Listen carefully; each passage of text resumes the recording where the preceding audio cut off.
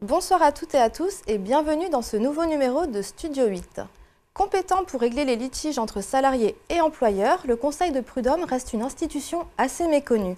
Pour décrypter le rôle de cette juridiction et son fonctionnement, je reçois la présidente du Conseil de prud'homme de Forbach, Michèle Auchard, bonsoir. Bonsoir. Pour commencer, expliquez-nous à quoi servent les prud'hommes. Donc vous venez de le dire, effectivement, le Conseil de prud'homme a pour rôle de juger les litiges entre salariés et employeurs. Ce sont des litiges individuels qui sont jugés et ce sont tous les litiges qui naissent du contrat de travail. Alors, ils naissent du contrat de travail dès sa conclusion, c'est-à-dire qu'on peut avoir une promesse d'embauche. Et dans ce cas-là, on peut déjà statuer à ce niveau-là.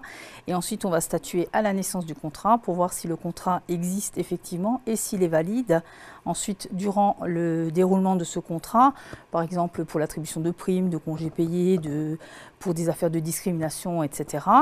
Et enfin, bien sûr, lors de la rupture du contrat, pour vérifier si le licenciement est fondé sur une cause réelle et sérieuse ou non, ou alors si la démission était équivoque, etc. Donc on va statuer donc, de la naissance jusqu'à la fin du contrat.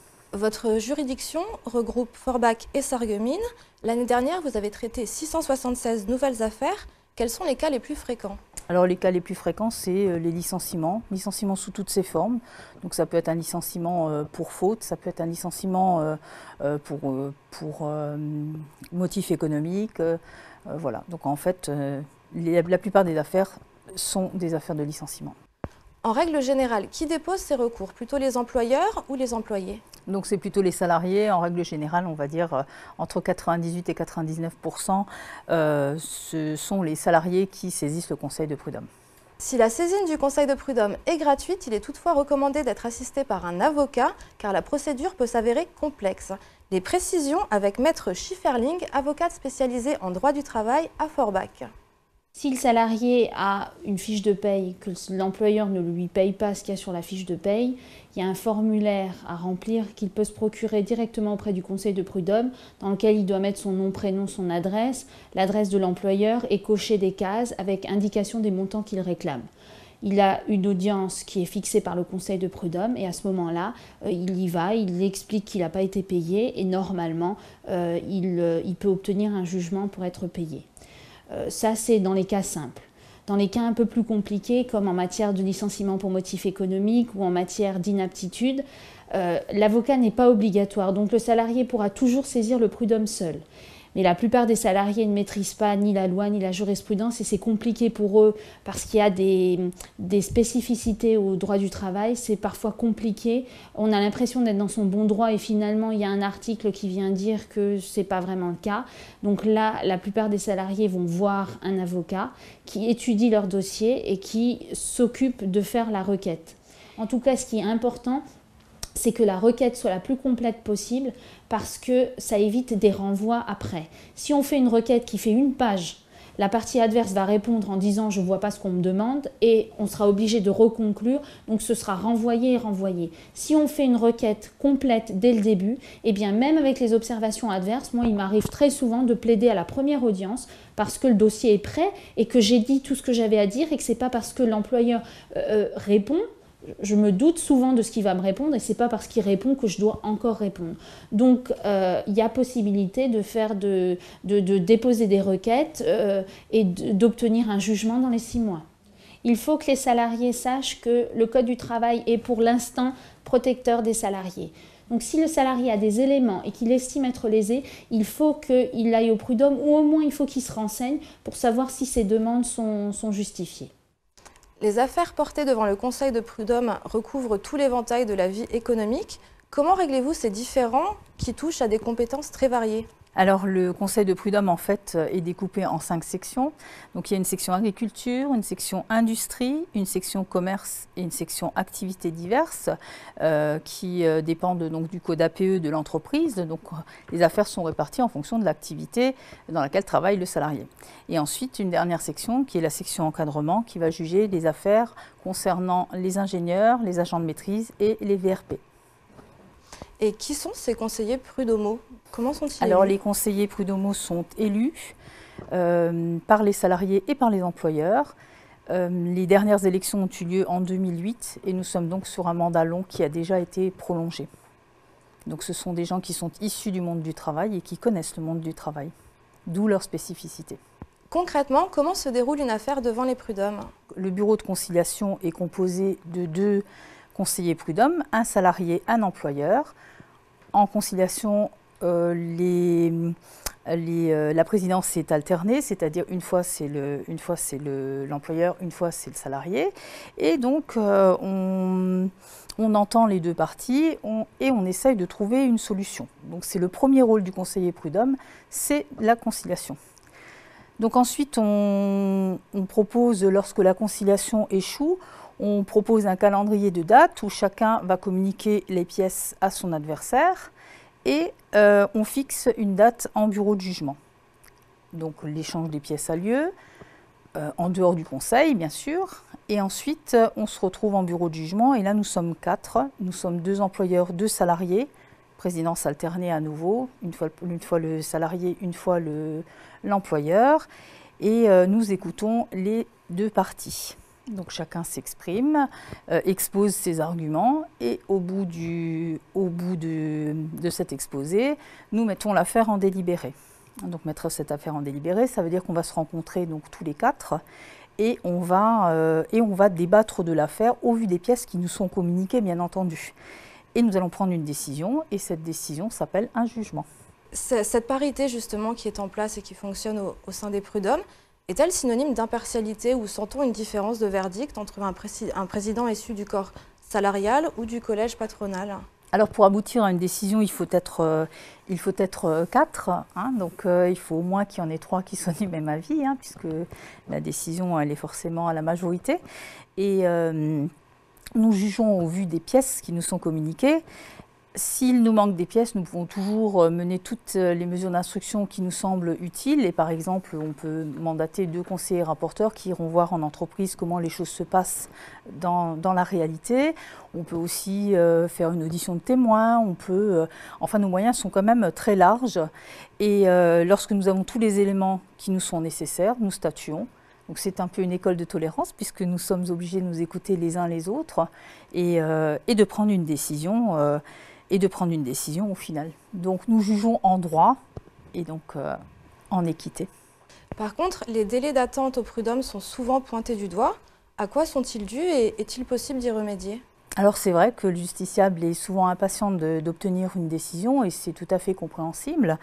Donc comme je vous le disais, lors de la conciliation, nous fixons un calendrier d'échange de pièces. Ensuite, chacun va conclure, le demandeur va conclure, va exposer ses arguments, l'employeur va répondre.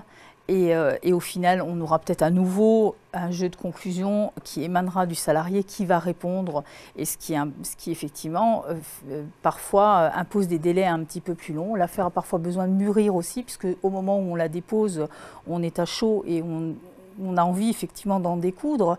Quelques mois après, l'affaire s'est un petit peu dépassionnée et dans tous les cas, ce sont les parties qui font le procès. Et nous, conseillers prud'homaux, nous accordons un renvoi, mais en aucun cas c'est nous qui le proposons ou qui l'imposons. Les renvois sont demandés par les parties. Et autant de renvois, autant de délais. Justement, la loi Macron veut raccourcir ces délais, pourtant elle inquiète fortement la prud'homie.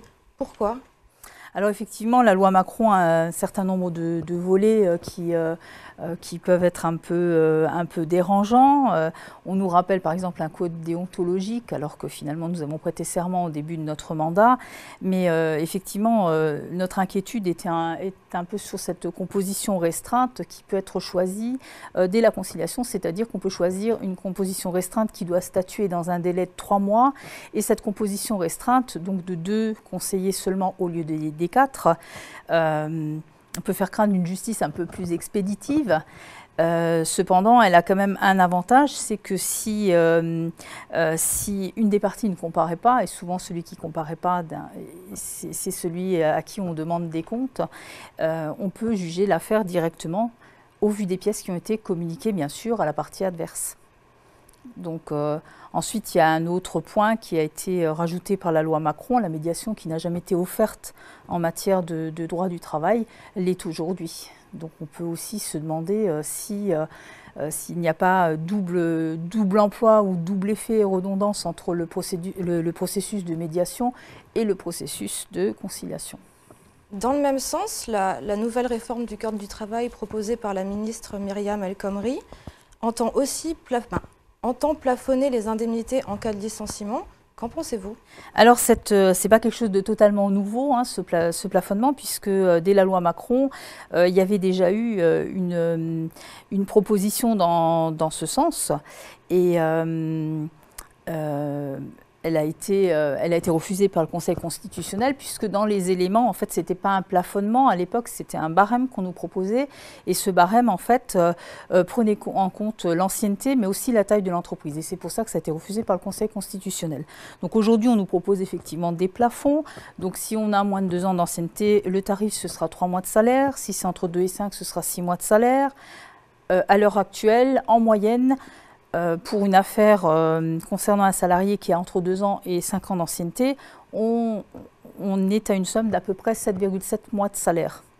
Alors bien sûr, il y a des sommes qui peuvent paraître colossales puisqu'on va nous opposer en nous disant voilà, un licenciement ça coûte tant. Non, un licenciement ça coûte le nombre de mois. Si le salarié a un salaire de 1 200 €, bah, c'est sûr que 6 mois de salaire ne sera pas la même chose que pour celui qui a 5 000 € de salaire. En fait, ce que moi je crains, c'est que cette réforme, justement à ce niveau-là, pénalise gravement les jeunes, puisque ce sont eux qui auront généralement le moins d'années d'ancienneté et favorise les grandes entreprises pour qui finalement ce sera moins lourd. Ce sera moins lourd de donner 3 mois de salaire, 6 mois de salaire que pour une petite entreprise. La spécificité du Conseil de prud'homme, c'est un petit peu comme on a la connaissance de ce terrain, on a la connaissance de l'entreprise, c'est justement d'essayer de trouver une solution qui ne va pas pénaliser la petite entreprise et qui en même temps ne va pas laisser le salarié sur la route sans avoir résolu son problème. Donc en fait, moi ma crainte c'est un peu ça, c'est les jeunes et la perte de spécificité du Conseil. Contesté par le patronat et de plus en plus réformé par le gouvernement, ne craignez-vous pas qu'à terme, la prud'homie soit menacée? Alors probablement. Nous en sommes aujourd'hui à notre 8e année de mandat pour un mandat qui normalement est de 5 ans. Une élection, ça coûte cher. Nous sommes élus en fait, hein. Nous sommes élus par nos pairs, les employeurs par les employeurs, les salariés par les salariés. Donc cette élection ne devrait plus exister et probablement que les prochains conseillers prud'homaux seront nommés par les organisations syndicales en fonction de leur représentativité. Donc aujourd'hui aussi est offerte la possibilité d'un recours à un juge professionnel dès la conciliation. Les parties peuvent le demander et dans ce cas-là, n'aboutira-t-on pas un jour à l'échevinage, donc qui est une forme qui existe par exemple au tribunal des affaires de la sécurité sociale où on a un juge professionnel et 2 assesseurs, un salarié et un employeur. Donc je pense effectivement que la prud'homie est probablement en danger. Madame Auchard, merci beaucoup de nous avoir éclairé sur ces questions. C'est la fin de ce numéro de Studio 8. Merci de l'avoir suivi. Très belle soirée et à bientôt.